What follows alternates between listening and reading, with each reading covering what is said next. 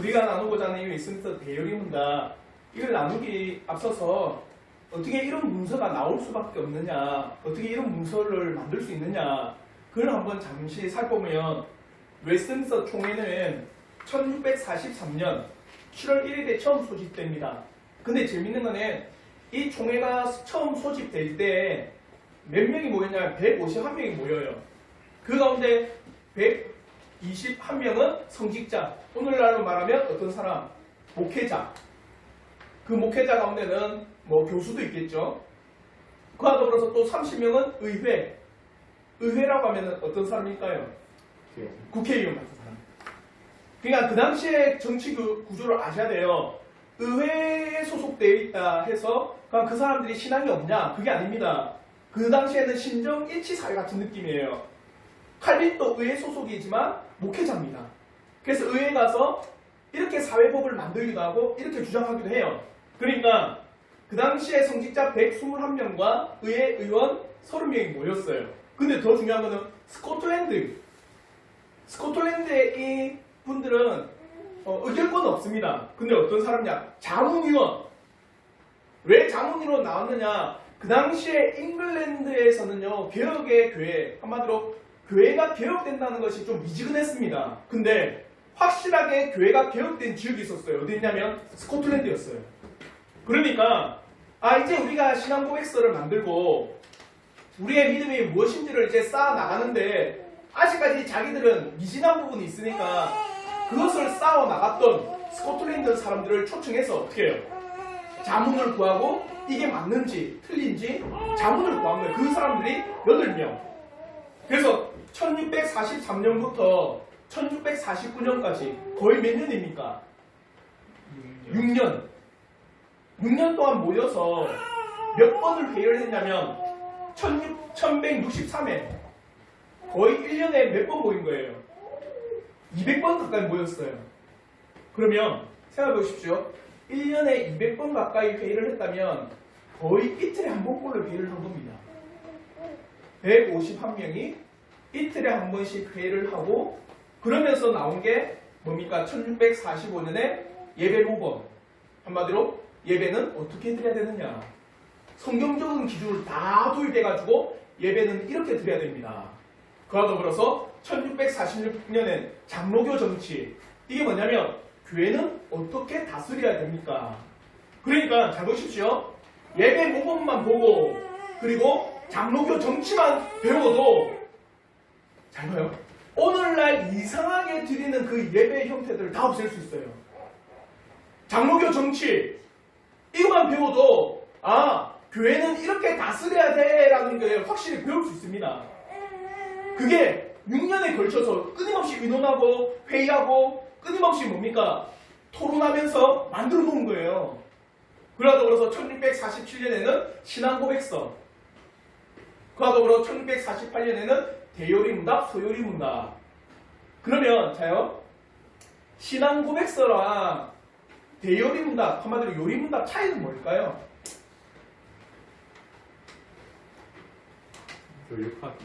교육하기 위해서. 자요, 우리가 벨기에 신앙고백서가 있는 반면에 하이델베르크 요리문답이 있습니다. 차이는 뭐냐면 신앙고백서는 우리의 신앙은 이렇습니다 고백하는 겁니다. 고백적 측면이에요. 그러나 요리문답은 뭐냐? 묻고 답하는 것, 그는 교육적 측면입니다. 아시겠죠? 그러니까 웨스트민스터 신앙고백서를 만들어 놓고 그럼 이걸 어떻게 교육해야 되나? 이걸 어떻게 우리가 성도들에게 알려주고 가르쳐주고 교육할 수 있을까? 그렇게 해서 만들어 놓은 게 뭡니까? 대요리문답, 소요리문답이에요. 그러면 대요리문답과 소요리문답 차이는 뭐냐? 어떤 차이가 있을까요? 목회자, 성도. 이게 있어요. 대요리문답은 성숙한 신앙인, 소요리문답은 어린 신자들. 또 따지면 이렇게도 나눌 수 있겠죠. 갓 신앙생활한 사람들에게는 어떤 게 좋다? 소요리문답을 나누는 게 좋고, 또 신앙생활을 꾸준히 해오다가 신앙의 깊이를 알고 싶다. 그러면 뭘 하는 게 좋을까요? 대요리문답을 하는 게 나아요.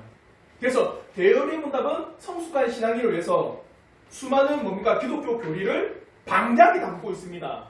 그러나 소유리문답은요, 핵심만 명료하게 담고 있어요. 이 차이가 있습니다. 그러나 대유리문답이든 소유리문답이든 신앙을 교육하기에 유익한 책입니다. 생각해보세요. 역사 이래로 6년 동안 151명이 이틀에 한 번씩 회의하면서 나온 책이 없어요. 그런 책 어디 있을까요? 이런 책 만들 수가 없습니다, 이제는.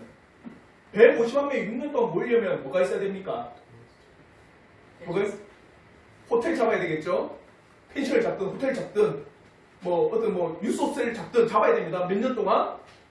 6년 동안. 또 이틀 한 번씩 회의를 하면은 그 사람들의 회의비나 식비나 그건 어떻게 해요? 다 나라에서 지원해 준 거예요. 그러니까 오늘날 교회 말하면 교회 총회에서 지원을 해주는 겁니다. 151명의 식비, 회의비, 교통비, 그리고 사례비까지. 얼마나 들까요? 수천억 안 들까요? 수백억 안 들겠습니까? 그렇게 만들어 놓은 책이 웨스트민스터 신앙 고백서입니다. 그러니까 너무나도 어떻게 보면은 물질적으로나 시간적으로나 그리고 많은 사람들 모여서 만든 교육하기에 너무도 유익한 책이 웨스트민스터 대소유림답에서 마시고 우리가 이 웨스트민스터 대요림답을 나눔을 통해서 우리의 신앙이 더 깊어지기를 저는 진심으로 바랍니다. 그래서 오늘 우리가 나누고자 하는 건 1문과 2문. 그래서 1문에 뭐냐? 사람의 존재 이유에 대해서 우리가 나누고 2문을 통하여서는 하나님은 과연 존재하시는가와 더불어 하나님을 알려고 하면 어떻게 해야 되는가? 이 사실에 대해서 우리가 한번 나눌게요. 이게 첫째 나눔입니다. 1문을 통해서 사람의 존재 이유에 대해서 분명하게 말씀하고 있습니다. 제1문에 이렇게 이야기합니다. 사람의 첫째되고 가장 높은 목적은 무엇입니까? 사람의 첫째되고 가장 높은 목적은 뭘 한다? 하나님을 영화롭게 하고 그분을 영원토록 온전히 즐거워하는 것입니다. 근데 제가 영어를 단 이유는 사람의 제일 된 목적을 말하지만 영어 원문에 보면은 목적을 이야기하지 않습니다.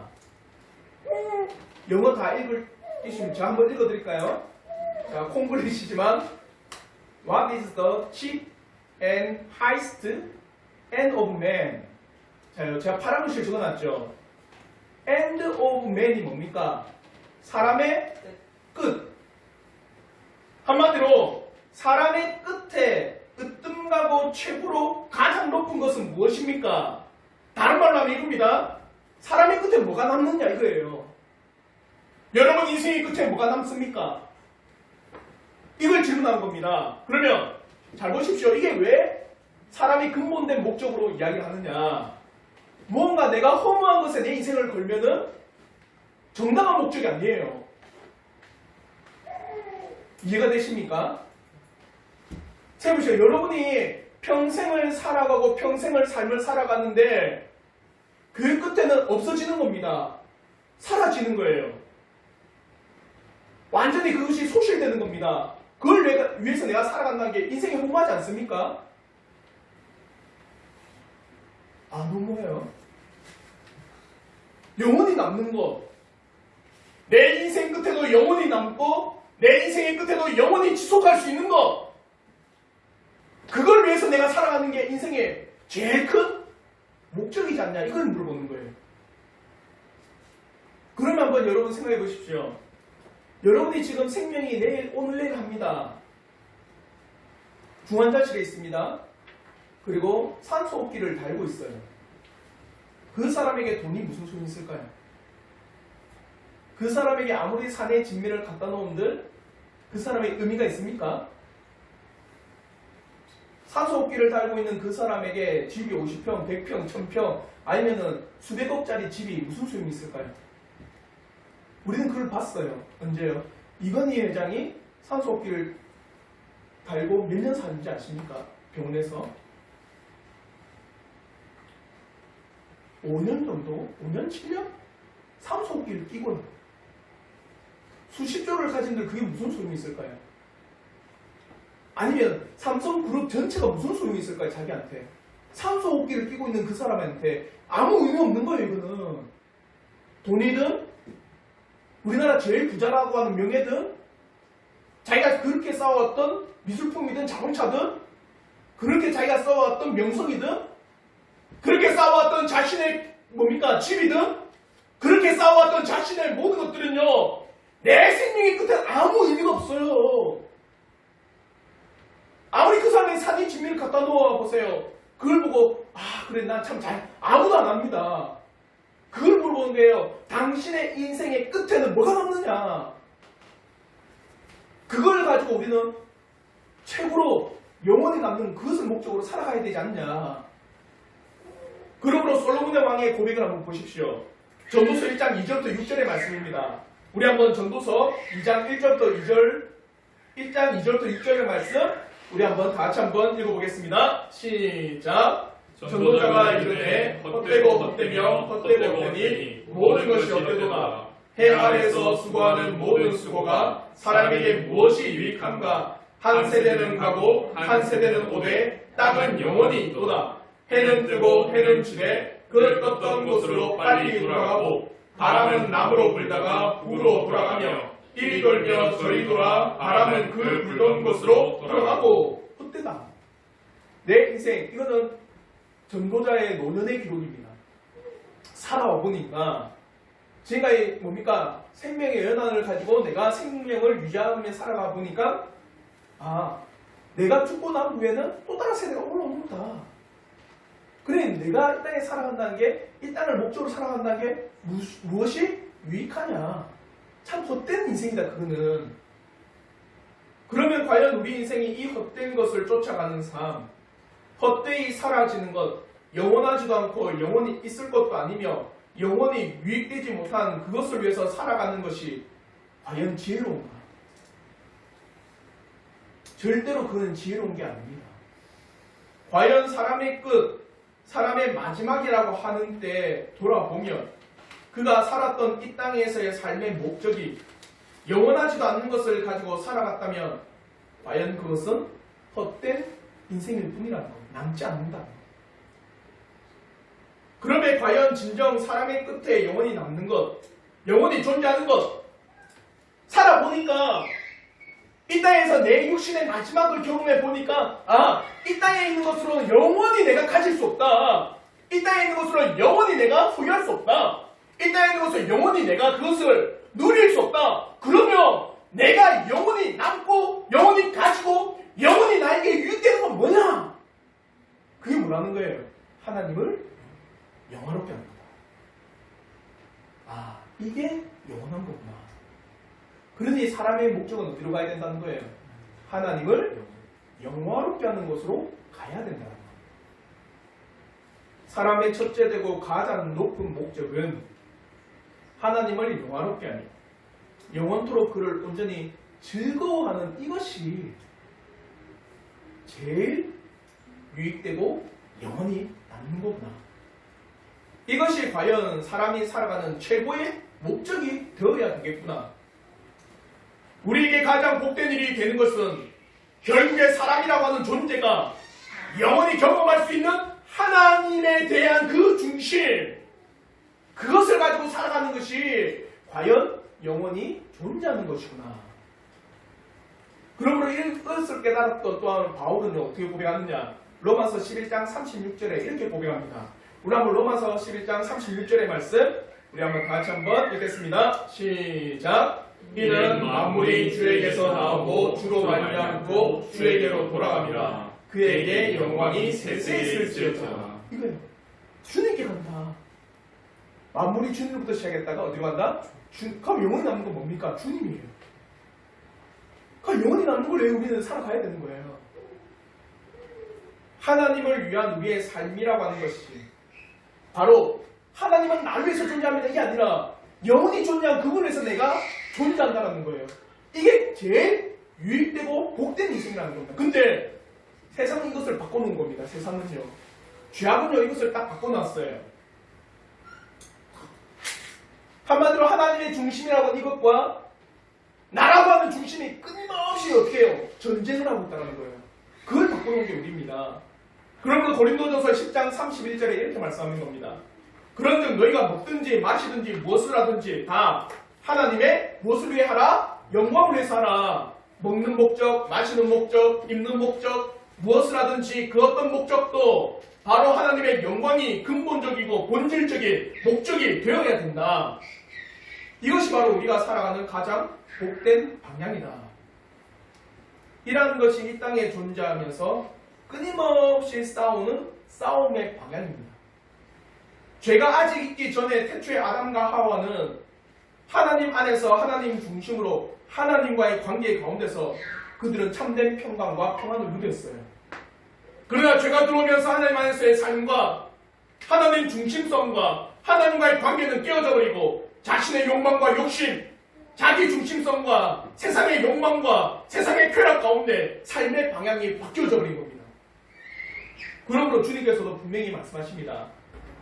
나는 포도나무요, 너는 가지라. 그가 내 안에 내가 그 안에 거하면 사람이 열매를 많이 맺나니 나를 떠나서 너희가 아무것도 할 수 없음이라. 주님을 떠나서는 아무것도 할 수 없는 존재가 사람입니다. 예수를 떠나서는 사람에게는 평강이라는 것, 평안이라는 것, 참된 복이라는 것, 참된 진리라고 하는 것은 아니 참된 아름다움, 사람다움은 찾아볼 수가 없다는 겁니다. 진정 사람의 가장 기본적이고 참된 방향은 하나님 안에서의 영광이에요. 그게 영원히 남는 거고 그게 사람의 근본된 목적이 되는 거예요. 우리는 질문할 수 있어요. 어떻게 하면 내가 영화롭게 할 수 있는가? 많은 사람들이 이에 대해서 오해를 합니다. 내가 하나님을 영화롭게 한다는 것을 어떻게 생각하는지 아세요? 사람들은? 어떻게 생각할까요? 내가 잘되고 성공하고 이걸 뭐라냐? 고지론이랍니다. 고지론. 들어보셨어요? 고지론? 뭔가 내가 정상에 있어야지만 나를 통해서 하나님이 영광 받으신다고 생각해요. 그러려면 내가 잘되는 내가 돼야 됩니다. 성공하는 내가 돼야 돼요. 실패하는 건 있을 수 없어요. 맞죠? 내가 다른 사람보다 높아져야 됩니다. 그래야지만 내가 하나님을 영화롭게 할 수 있다고 외쳐요. 말은 그럴싸하지만 결국에는 하나님을 누구를 위해 존재하는 분으로 만든 겁니까? 나를 위해 존재하는 분으로 만들어 놓은 거예요. 그게 고지론입니다. 근데 여러분 기억하십시오. 때로 우리가 승리하지 못해도 그 높은 최고의 고지에 오르지 못해도 어디에서 무엇을 하든지 내 삶에서 하나님을 제일로 즐거워하는 게 제일 큰 기쁨입니다. 이게 뭐냐? 예를 들어서 이거예요. 자요. 자녀들이 있습니다. 그러면 그 자녀들이 고지론을 의미하는 이거예요. 내 자녀들이 전교에서 1등하고 내 자녀가 중학교에서 고등학교 갈 때 어디에요? 영재들만 갈 수 있는 그런 고등학교에 가면 내가 어떻게 해요? 부모가 영광을 받는다는 거예요. 그러지 못할 경우는 부모는 영광을 받지 못한다고 생각합니다. 근데 보십시오. 내 자녀가 1등하든 꼴찌하든 내 자녀가 2등하든 아니면 일반적인 고등학교를 가든 일반적인 중학교를 가든 일반적인 대학교를 가든 자녀 그 자체로 우리는요 즐거워합니다. 아닌가요? 요한이나 도아 그 자체로 안 즐겁나? 막 울어도 좋잖아. 밥 안 먹어도 좋잖아. 밥 안 먹으면 안 좋지. 그 있는 자체로만 우리는 행복합니다. 근데 고지론은 뭐냐? 얘가 뭘 해야지만 좋다는 거예요.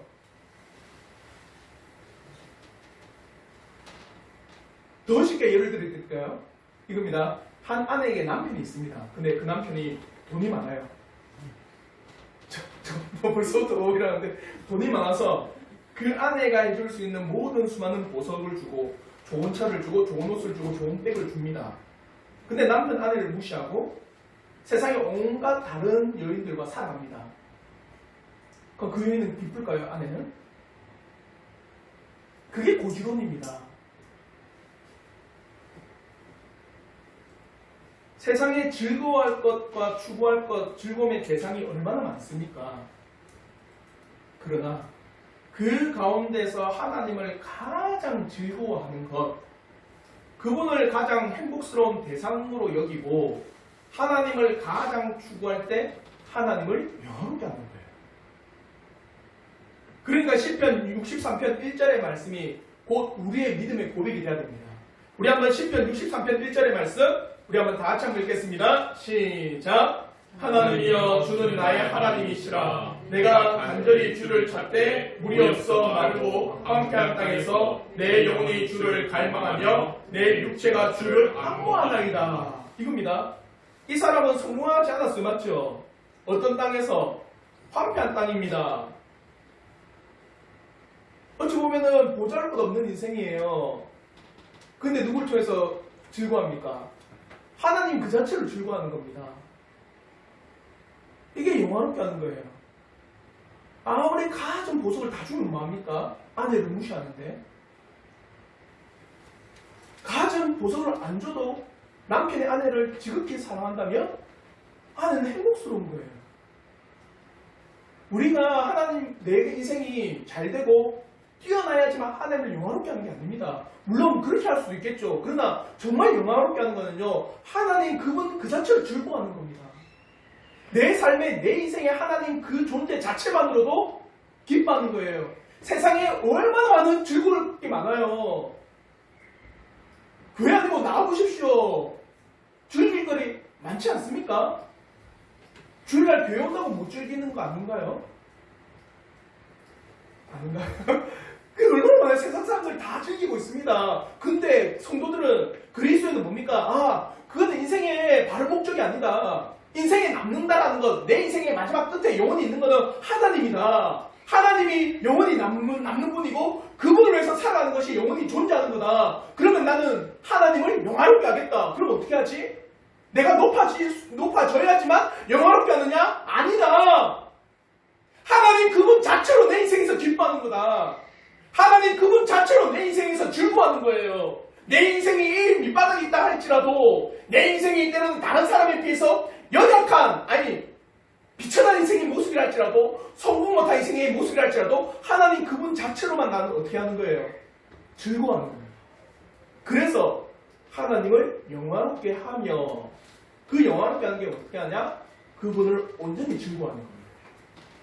내 삶에서, 내 인생의 삶에서 그분을 온전히 즐거워할 때 그분을 어떻게 한다? 영화롭게 하는 거예요. 한마디로 내가 성공을 하든 성공하지 못하든 내가 어떤 일에 대해서 높은 위치에 있든 높은 위치에 없든 하나님 그분 그 자체로만 내가 즐거워하는 거예요. 아시겠죠? 그게 영화롭게 하는 겁니다. 영화롭게 하는 건요, 어려운 게 아니에요.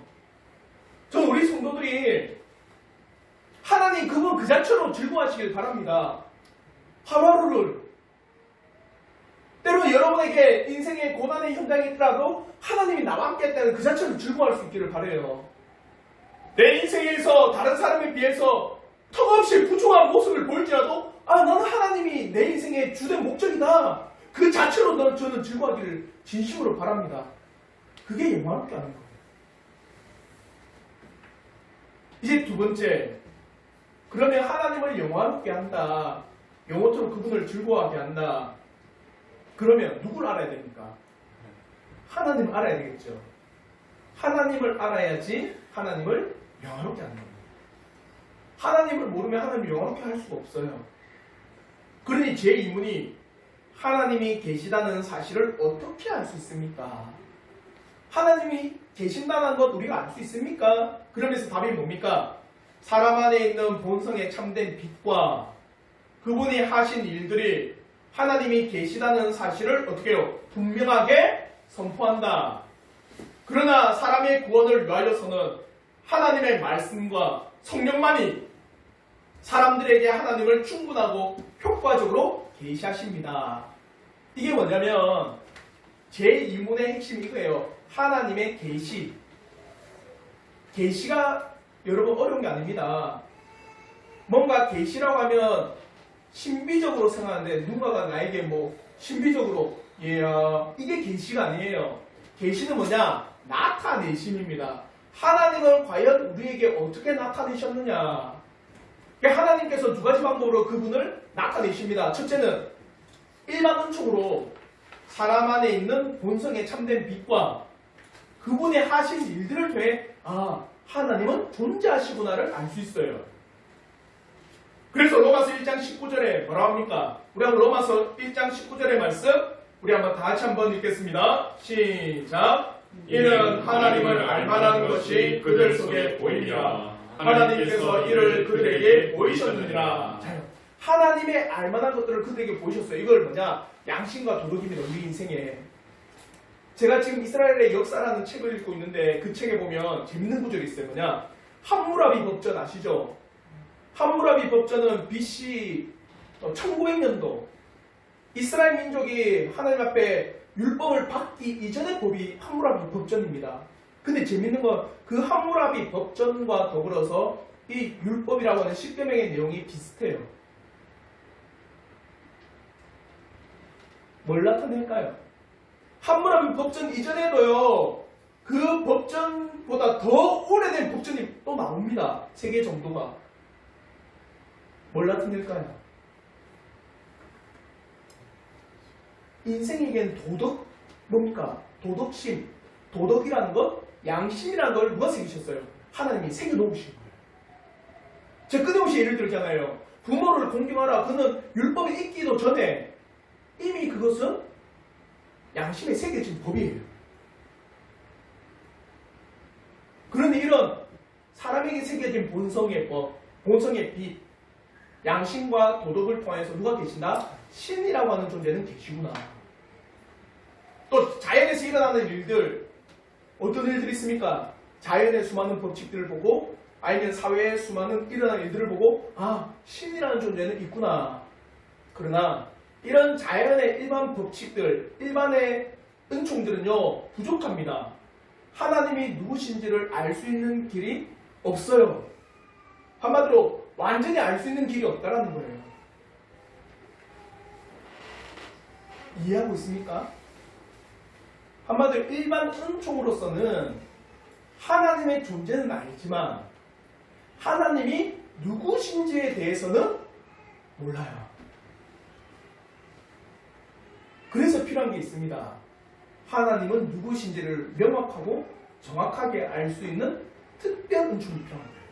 그게 뭐라는 겁니까? 성경의 성경. 일반 계시보다 더욱더 명확하고 정확하고 완전하게 하나님을 나타내신 것이 특별 계시. 일반 계시는 모든 사람에게 다 있습니다. 모든 사람에게. 그러나 특별 계시는 누구에게? 믿는 자에게, 택하신 백성들에게 주어진 계시입니다. 성경은 바로 구원받은 자들에게 주어진 것입니다. 그래서 특별 계시입니다.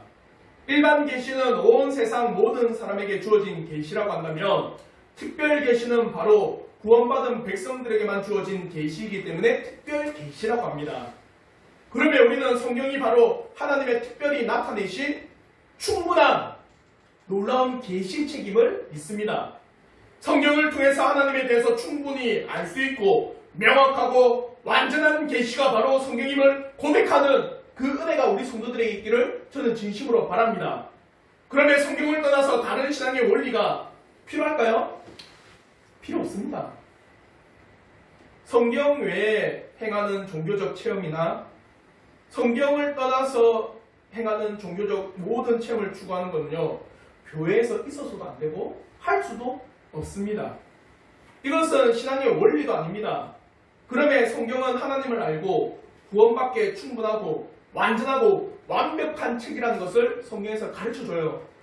그래서 디모데후서 3장 15절부터 17절에 이렇게 말씀합니다. 우리 한번 디모데후서 3장 15절부터 17절의 말씀 우리 한번 다 같이 한번 한 목소리로 읽겠습니다. 시작! 또 어려서부터 성경을 알아나니 성경은 능히 너로 하여금 그리스도 예수 안에 있는 믿음으로 말미암아 구원에 이르는 지혜가 있게 하느니라. 모든 성경은 하나님의 감동으로 된 것으로 교훈과 책망과 바르게 함과 의로 교육하기에 유익하니 이는 하나님의 사람으로 온전하게 하며 모든 선한 일을 행할 능력을 갖추게 하느니라. 성경은 믿음으로 말미암아 구원에 이르는 지혜가 있고 하나님의 감동으로 된 것으로 교훈과 책망과 바르게 함과 의로 교육하기 유익하고 하나님의 사람으로 온전하게 하며 모든 선한 일을 행할 능력이 있는 모든 은혜의 책이 성경이라는 거예요. 오직 성경만이 유일한 구원의 책입니다. 유일한 신앙의 규범이고 신앙의 핵심이고 하나님을 충분히 알 수 있도록 우리에게 주신 책이 성경이라는 책이에요. 그러면 성경을 떠나서 무언가 첨가하고자 하는 것은요, 잘 들으십시오, 광신입니다. 성경을 떠나서 행하고자 하는 건요, 광신이고 신비주의입니다. 그 미신이에요. 미신이 뭡니까? 여러분 미신 잘 알잖아요. 밤에 선풍기 켜고 자면 어떻게 돼요? 죽어요. 큰일 납니다. 밤에 선풍기 켜고 자지 마세요. 죽습니다. 빨간 글씨로 내 이름 적으면 어떻게 됩니까? 에이, 몰라요? 빨간 글씨로 자기 이름 적으면 모르는 거예요. 죽습니다. 빨간 글씨 이름 적으면 안 돼요. 문지방을 발로 밟으면 돼요, 안 돼요? 이건 40대만 아나? 문지방을 발로 밟으면 복 나갑니다. 발로 밟으면 안 돼요. 미신입니다. 미신은 뭡니까? 근거가 없어요. 사실이 아닙니다. 기준이 없어요. 한마디로 성경이라고 하는 이 기준이 있는데 성경을 떠나서 한다는 건 뭡니까? 미신이에요. 광신이고 신비주의입니다. 다른 말로 하면 성경만으로는 부족하다라고 이야기하는 겁니다. 성경으로서는 죄인된 사람이 구원을 얻거나 아니면 하나님을 알 수 있는 것으로 부족하기에 신비한 경험이나 신비한 능력을 행하거나 신비한 일들이 일어나기를 바라는 겁니다. 그런데 교회에서 예언을 한다느니 아니 은사 운동을 한다면서 막 넘어지고 자빠지는 것, 이건 있어서는 안 되는 일이에요. 이러한 일들이 있어야지만 하나님이 존재한다고 생각하는 것은 미신이에요. 다른 말로 해서 신비한 종교적 체험을 통해서만이 과연 하나님이 존재하시고 하나님이라고 하는 분이 있다고 여기게 된다면 그것은 곧 성경을 기록하신 하나님의 의도와 하나님의 목적에 부합하는 게 결코 아닙니다. 오늘 우리가 잠시 나눴던 힐송처치의 칼 렌츠 목사의 인터뷰 내용이 이런 내용이 있습니다. 우리 학교 주일 예배는 바에서 합니다. 바가 뭔지 아시죠? 술집. 호프바. 그러면서 우리 주일학교 교사는 애들을 가르치며 맥주를 마시며 가르친답니다. 주일학교 예배를 그런 호프집에서 해요. 어떻게 살아가야 될지 우리는 가르치지 않습니다. 네 자신대로 살아가라고 우리는 말합니다. 다른 말로 해서 신비한 종교적 체험을 통해서만이 하나님 존재하신다고 여깁니다. 이것은 종교적 탐욕입니다. 종교적 탐심이에요. 성경을 외면한 채 행하는 모든 것, 성경을 기준으로 하지 않고 그 외의 것을 탐하는 탐심입니다. 탐심은 뭐라고 했습니까? 우상숭배. 그러면 결국 우상숭배라고 하는 것은 성경을 떠나서 행하는 모든 것은 뭡니까? 우상숭배예요. 진실로 교회가 성경 외에 다른 것이 있다는 것, 성경 외에 다른 것을 붙드는 순간, 성경을 떠나서 행하고자 하는 순간 교회는요, 역사적으로 깊숙하게 타락합니다. 로마 가톨릭 보십시오. 성경을 떠나는 순간 타락해요. 오늘날 한국 교회를 보십시오. 성경을 떠나는 순간 타락합니다. 미국의 수많은 교회를 보십시오. 성경을 떠나는 순간 세속주의로 빠지고 맙니다. 참으로 성경의 진리가 보이지 않을 정도로 교회가 타락했는데도 불구하고 그러한 집단에 왜 사람들이 있는지 정말 심각해요. 성경을 한 구절 딱 읽어놓고 그 구절 외에 예수께서 그 말씀하신 이유를, 목적, 그 뜻이 무엇인지 설명하지 않고 자기 일만 계속 말하는 거예요. 정말 심각해요. 이것은 바로 탐심 때문입니다. 신자의 탐심이든지 아니면 목사의 탐심이든지 아니면 교회가 탐심이 가득하든지 우상 숭배의 장소가 교회가 되어버린 겁니다. 우리는 대요리 문답을 통해서 성경이 바로 하나님을 알고 깨닫고 하나님께서 알려주신 것만큼 충분히 알 수 있는 것임을 고백하기를 저는 진심으로 바라요. 성경만이 하나님을 알 수 있는 유일한 책입니다. 성경이 여러분의 삶의 규범이 되고 기초가 되어야 돼요. 성경만이 우리 교회의 규범이 됩니다. 성경 위에 교회가 있잖아요. 교회 위에 뭐가 있어야 돼요? 성경이 있어야 돼요. 우리는 대요리 문답부터 해서 이 사실을 명백하게 고백하셔야 됩니다.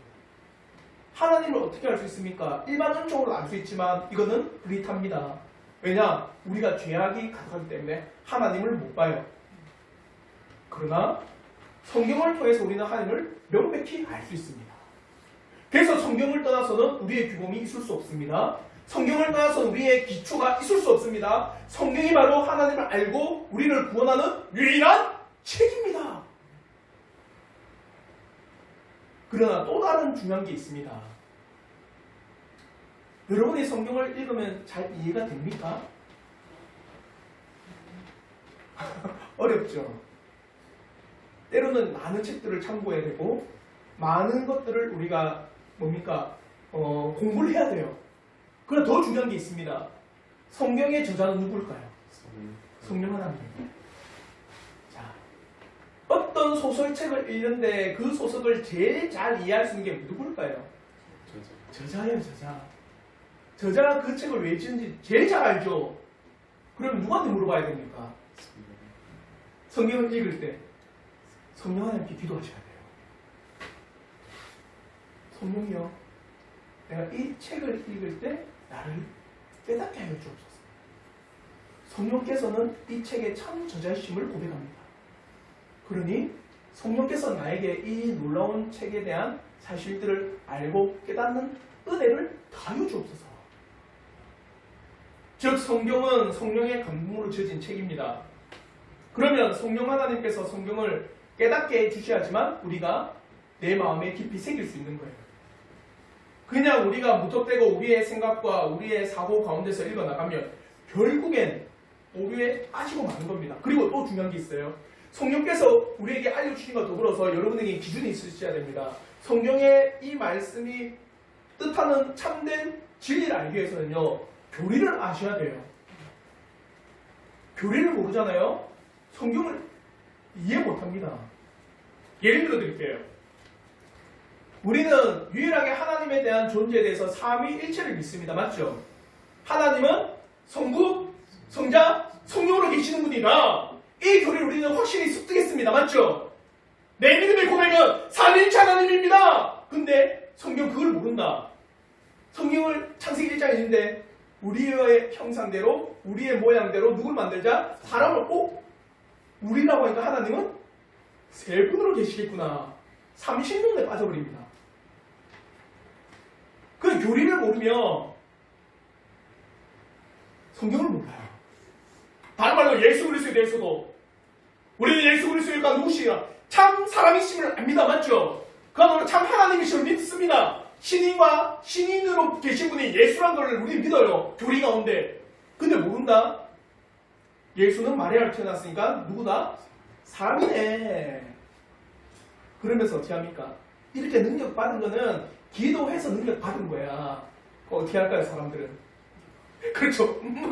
기도해가 능력 달라고 하는 거예요. 교리를 모르니까 이렇게 빠져버리는 겁니다. 그 가운데 슈바이처가 그렇게 빠진 거예요. 예수는 위대한 사람이다. 그는 하나님이 아니었다. 위대한 사람으로 위대한 일을 했으니까 나도 사람으로서 어떤 일을 해야 된다? 위대한 일을 해야 된다. 그래서 슈바이처가 어떻게 갑니까? 아프리카 의료 선교를 가는 거예요. 그래서 의료 선교의 아버지가 슈바이처예요. 아프리카 선교예요. 이게 뭡니까? 교리를 모르니까 이런 일들이 발생하는 거예요. 그러니까 여러분이 성경을 볼 때 성령 앞에 여러분이 기도하면서 볼 뿐만 아니라 옆에는 또 어떤 책? 교리에 대한 책들을 놔두고 보셔야 돼요. 그래서 이 성경이라고 하는 위대한 책을 여러분의 삶의 기초로 삼으셔야 됩니다. 강론을 마치겠습니다. 우리 인생의 끝에서 남는 것, 사라지지 않고 없어지는 것을 위해서 우리가 살아간다면 허무한 인생입니다. 한마디로 사라지고 없어지는 것을 위해서 내가 살아간다? 얼마나 허무합니까? 그러나 영원히 남는 것, 사라지지 않고 영원히 존재하는 것을 위해 살아간다는 것은 참으로 우리의 인생의 바른 길입니다. 그것을 우리가 목적으로 삼고 살아가는 것이 지혜로운 삶입니다. 그러기에 사람의 제일된 목적, 근본된 목적은 바로 하나님을 어떻게 한다? 영화롭게 하는 겁니다. 그런데 어떻게 영화롭게 하는 거냐? 매 일상을 하나님으로 즐거워하는 거예요. 내가 높은 위치에 있든 낮은 위치에 있든 내가 성공하든 성공하지 못하든 내가 가난하든 부자이든 내가 건강하든 건강하지 못하든 내 일상 삶 자체로 어떻게 해요? 하나님을 즐거워하는 거예요. 그게 하나님을 영화롭게 하는 겁니다. 그러면 어떻게 하나님을 영화롭게 하나님을 알고 싶습니다. 하나님을 어떻게 알 수 있습니까? 하나님은 두 가지로 계시하셨습니다.